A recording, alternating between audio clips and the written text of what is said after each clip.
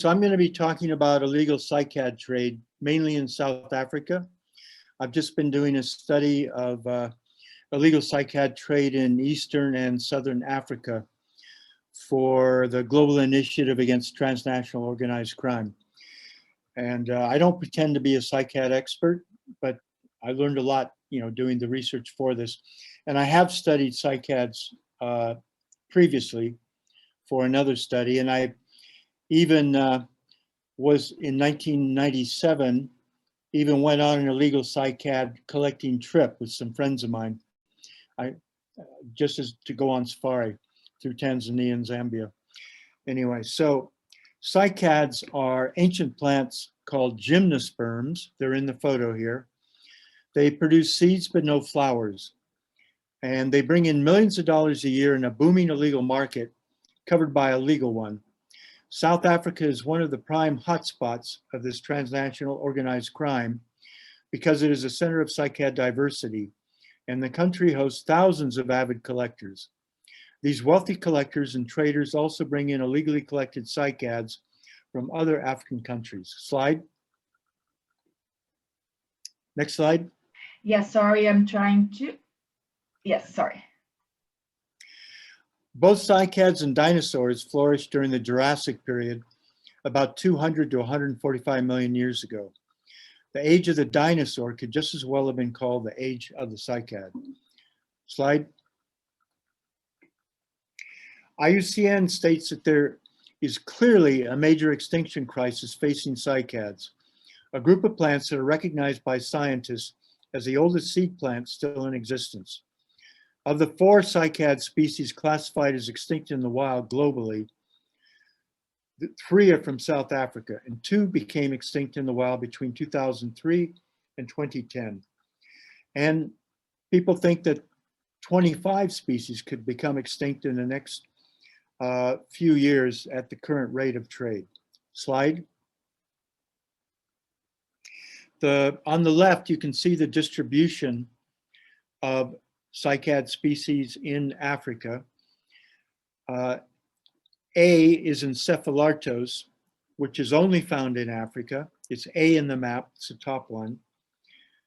And the Stangeria areopus, C in the map, are on CITES Appendix 1, which means that they should not be traded commercially. But they are traded commercially using the A, artificially propagated, and D, Appendix 1 specimens bred in captivity for commercial purposes, source codes.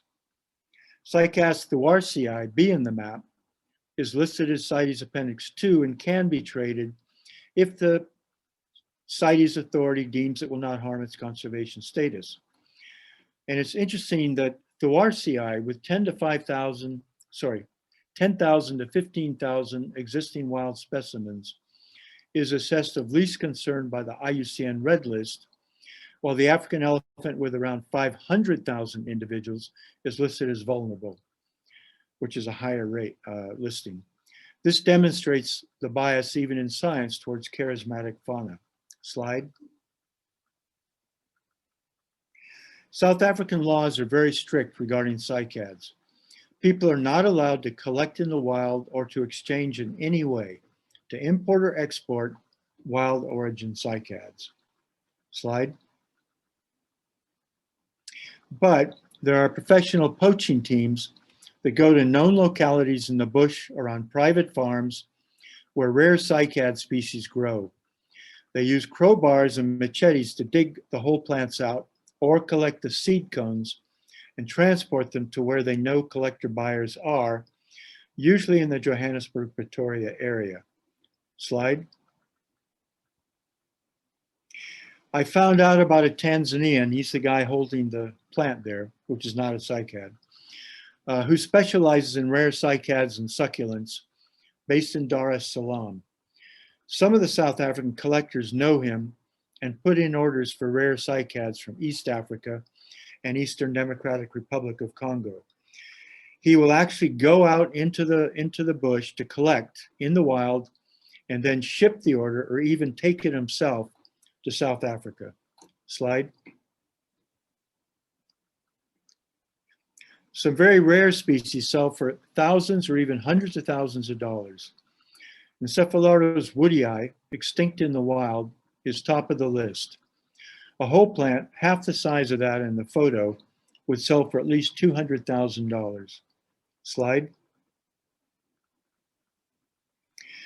The traditional method of trading cycads is at registered nurseries, where the buyers can inspect the plants or seedlings and check the measurements. Short cycads, propagated from seed or sucker, sell by the stem diameter, going across. These are usually younger plants or one of the dwarf species.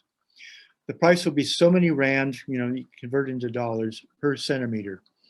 A taller, usually older plant will sell by centimeter of height from the stem, from ground level to the base of the leaf branches. Slide. With the help of assistants, I collected the prices of the 15 red list endangered or critically endangered species in South Africa, for which there is a management plan for rehabilitation, which means they're still present in the wild, shown in the list. The most expensive in 2020 were Encephalotus hirsutus, averaging about $323 per centimeter, and Encephalotus hinanii, averaging about $217 per centimeter. Both are IUCN Red List critically endangered. The plants pictured here would sell for about $4,200 for the hirsutus and $2,000 for the hinanii. These two are now almost extinct in the wild and not yet propagated in quantity in nurseries. That's why they have such a high price. The rarest with the highest prices would be the species most likely targeted by the poachers. The three most at risk now are 3, 4, and 5 in that histogram. They're Dolmiticus, levifolius, and Inopinus, because they're still in the wild and they have relatively high prices. So those are the ones I would really focus on for illegal trade right now. Levifolius, the Cape soup cycad, has an interesting story, which I'll talk about later. Slide. So this is a typical trade chain. This particular slide was developed by Traffic in a recent report. And you'll notice under number 6, they say they don't have the sale price, but I've just collected some, so now we have some of those. And I have a lot more than what was displayed. Now the poachers are usually hired by nursery owners who sell the poached cycads on as artificially propagated. The buyers are most often well-off homeowners who landscape their properties with cycads, or they're the buyers of the expensive species are usually knowledgeable collectors who show off the rare species to their collector friends and colleagues. Some cycads are sold overseas, which require CITES and phytosanitary permits, but many we know are smuggled because of seizure cases. Slide. Walk-in nurseries were the most common selling method, but with the development of the internet, and especially since COVID-19 restrictions, online sales have expanded. There are several e-commerce websites and Facebook groups that specialize in cycads. Slide. Some of the Facebook groups are closed, and each has several thousand members. As you'll notice down at the bottom, it shows the number of members. And I and some assistants have tried to join these closed Facebook groups with fake accounts, but they won't let any of us in. So they're quite careful. So something shady must be going on. Also note that the administrators state they have no responsibility for any of the transactions that may occur. One administrator is the same on many of the accounts. Sim, the first one in these little photos in the center. So I tried to find out more about him. Slide, please. So the POI his real name is Simon Lavaux. He's French, calls himself SimLav. I have no evidence of legal activity, but without access to the closed Facebook cycad trading groups, that would be difficult to find. I bring his name up simply as an example of one of the places one would start to try and identify and investigate the people behind international illegal cycad trade. He also has a nursery near Montpellier in southern France and an e-commerce site and Facebook pages, all named Psychedeles. Slide. Cycads for normal landscaping are not really a serious threat to endangered cycads. There is a sustainable supply of propagated cycads, the common ones, and even some species in the wild are still numerous and widespread, such as Encephalotus hildebrantii throughout Kenya, Tanzania, and even into Mozambique. The real threat comes from the collectors, like the guy on the right, who want the rare species to add to their collections. Like De Beers controlling the release of diamonds into the market to keep prices up, collectors are breeding their rare specimens, but not selling a lot of them. And they're always after species they do not have. So if they can't find the species they want for sale, or even if available, the price is too high, they might hire a poaching team to go collect in the wild, or even hit another nursery or a botanical garden. Slide. Another important factor for price and desirability is the age and sex of the plant. Cycads are dioecious, which means that some plants are male and others female. Both are needed in relatively close proximity for reproduction to occur. Females are most desired by collectors and traders as they produce seeds, which can be sold and used in nurseries for propagation if the seed has been fertilized. So the most prized cycad is a female with seed cones. Slide. Okay, here's the levifolius story. These are photos of the Encephalotus levifolius on the Maribskop Mountain, which is part of the Drakensberg mountain range. This is in the southern border of Limpopo province.